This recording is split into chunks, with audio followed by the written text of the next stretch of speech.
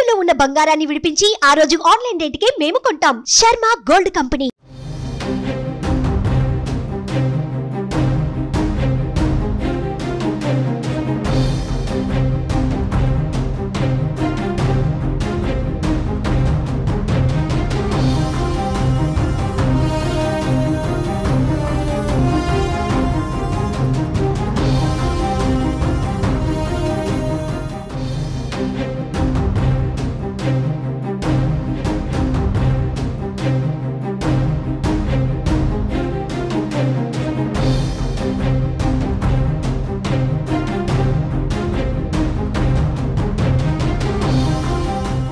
తెలంగాణ ప్రభుత్వం మరో సంచలన నిర్ణయం తీసుకుంది. గల్ఫ్ బాధిత కుటుంబాలను ఆదుకోవాలని నిర్ణయించింది. గల్ఫ్ కార్మికులకు 5 లక్షల పరిహారం ప్రకటిస్తూ ప్రభుత్వం గైడ్ లైన్స్ విడుదల చేసింది.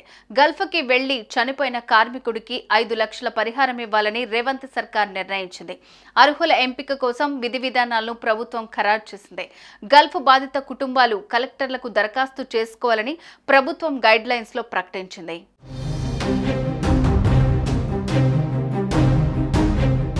గల్ఫ్ కార్మికుల సంక్షేమం కోసం తెలంగాణ ప్రభుత్వం చర్యలు చేపట్టింది. వారికి 5 లక్షల రూపాయల పరిహారం ప్రకటిస్తూ తాజాగా ప్రభుత్వం గైడ్ లైన్స్ ను విడుదల చేసింది. ఇందుకోసం అర్హులను ఎంపిక చేసేందుకు విధి విధానాలను రాష్ట్ర ప్రభుత్వం ఖరారు చేసింది.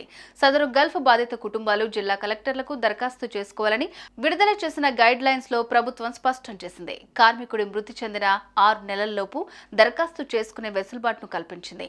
Kuwait, Iran, Bahrain, Qatar, Saudi Arabia, UAE దేశాల్లో పనిచేస్తున్న తెలంగాణ కార్మికులకు ఇది వర్తించనుంది.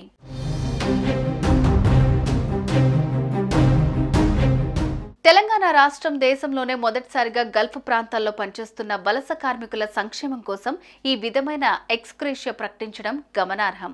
ఈ నిర్ణయం లక్షలాది మంది గల్ఫ్ కార్మికులకు ఉపయోగపడనుంది. ఈ ఎక్స్గ్రేషియా కోసం గల్ఫ్ ప్రాంతాల్లో మరణించిన కార్మికుల కుటుంబ సభ్యులు అంటే జీవిత భాగస్వామి, పిల్లలు లేదా తల్లిదండ్రులు తమ స్థానిక జిల్లా కలెక్టర్కి దరఖాస్తు చేసుకోవాలి. మరణం జరిగిన తేదీ లేదా మృతదేహం స్వీకరించిన తేదీ నుంచి 6 నెలల్లోపు దరఖాస్తు చేయాల్సి ఉంటుంది.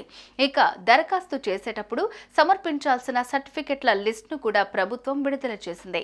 అందులో డెత్ సర్టిఫికెట్, రద్దు చేసిన పాస్పోర్ట్, గల్ఫ్ లేదా ఇరాక్ దేశాల్లో పనిచేసిన రుజువు అంటే వర్క్ వీసా, ఉద్యోగ ఒప్పందం వంటి పత్రాలు, ఇంకా అర్హులైన కుటుంబ సభ్యుల బ్యాంకు ఖాతా వివరాలు అప్లికేషన్లో పొందుపర్చాల్సి ఉంటుంది.